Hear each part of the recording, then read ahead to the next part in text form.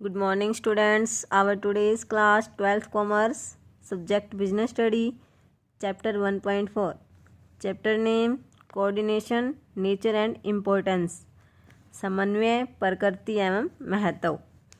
आज हम कोऑर्डिनेशन के बारे में पढ़ेंगे। कोऑर्डिनेशन यानी कि समन्वय। समन्वय का अर्थ होता है तालमेल, अर्थात किसी भी व्यवस्था के विभिन्न अंगों अथवा गतिविधियों में सामंजस्य स्थापित करना क्या कहलाता है? समन्वय कहलाता है।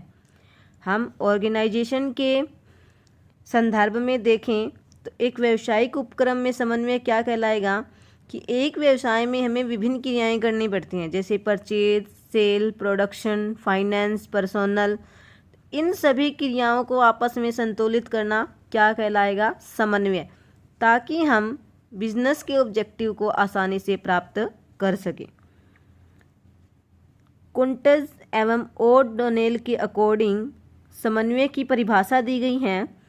Coordination is the essence of management for the achievement of harmony of individual efforts towards the accomplishment of group goals. Koontz एवं ओ'डोनेल क्या कहते हैं कि समन्वय प्रबंध का सार तत्व है, एसेंस है, जो कि एक समूह के लक्ष्यों की प्राप्ति हेतु व्यक्तिगत प्रयासों में सामंजस्य लाने के लिए किया जाता है। ऑर्गेनाइजेशन में सभी व्यक्ति मिलकर समूह के रूप में काम करते हैं। समूह के रूप में काम करते हुए उन्हें अपना उद्देश्य प्राप्त करना होता है, इसके लिए वो व्यक्तिगत रूप से प्रयास करते हैं।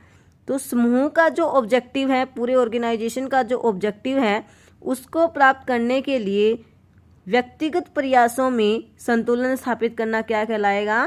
समन्वय कहलाएगा। नेचर ऑफ कोऑर्डिनेशन, समन्वय की प्रकृति कैसी है? Coordination integrates group effort. समन्वय सामूहिक प्रयास में सामंजस्य स्थापित करता है।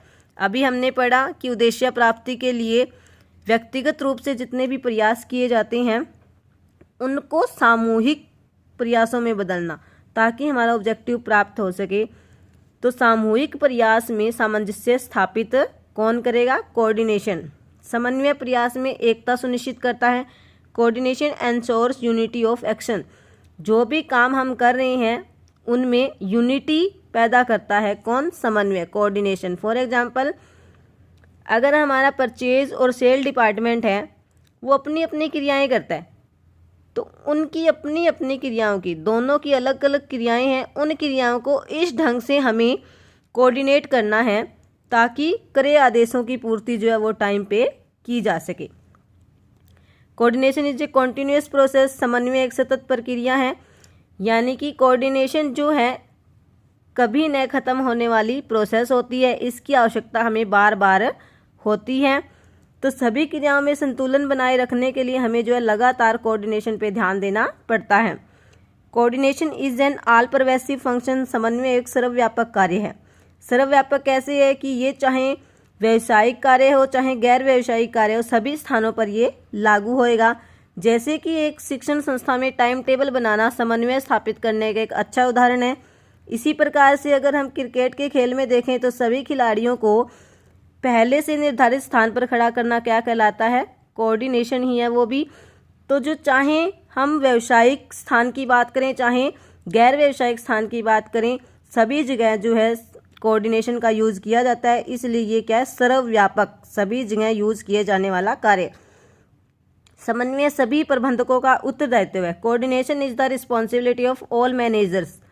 हम पढ़ चुके हैं कि मैनेजमेंट के 3 लेवल होते हैं, टॉप लेवल, मिडिल लेवल और लोअर लेवल। तो तीनों लेवल क्या एक समूह के रूप में काम करते हैं। इन तीनों लेवल्स के बीच में कोऑर्डिनेशन का होना भी बहुत ज़रूरी है। इनकी सभी प्रबंधकों को कोऑर्डिनेशन बनाना जरूरी है। समन्वय जानबूझकर किया जाने वाला कार्य है। समन्वय जो है अपने आप नहीं होता है, इसे हमें स्थापित करना पड़ता है। कोऑपरेशन और कोऑर्डिनेशन दो अलग अलग वर्ड है, लेकिन दोनों का एक साथ होना बहुत ज़रूरी है। अगर हमारे पास कोऑपरेशन तो है, कोऑर्डिनेशन नहीं है, तो हम सफल नहीं हो पाएंगे। इसी तरह उल्टा है, अगर कोऑर्डिनेशन है और कोऑपरेशन नहीं है तो भी हम सफल नहीं हो पाएंगे। दोनों का एक साथ होना बहुत ज़रूरी है। फॉर एग्जाम्पल, एक प्राध्यापक है जो बहुत बढ़िया पढ़ाने की इच्छा रखता है, वो चाहता है कि मैं बहुत अच्छा पढ़ाऊँ। ये क्या है? कोऑपरेशन, वो कोऑपरेट कर रहा है। लेकिन अगर स्कूल में टाइम टेबल नहीं बनाया जाएगा तो वो क्या है? वहाँ कोऑर्डिनेशन नहीं है। इसी प्रकार उल्टा भी हो सकता है कि प्राध्यापक जो है पढ़ाने की इच्छा नहीं रखता है, लेकिन स्कूल में बहुत अच्छा टाइम टेबल बनाया गया है, तो वहाँ उल्टा हो जाएगा कि वहाँ कोऑर्डिनेशन तो है लेकिन कोऑपरेशन नहीं है। तो दोनों में से अगर एक विद्यमान है तो हम सफल नहीं हो सकते। कोऑपरेशन और कोऑर्डिनेशन दोनों का होना बहुत ज़रूरी होता है। ठीक है, थैंक्स।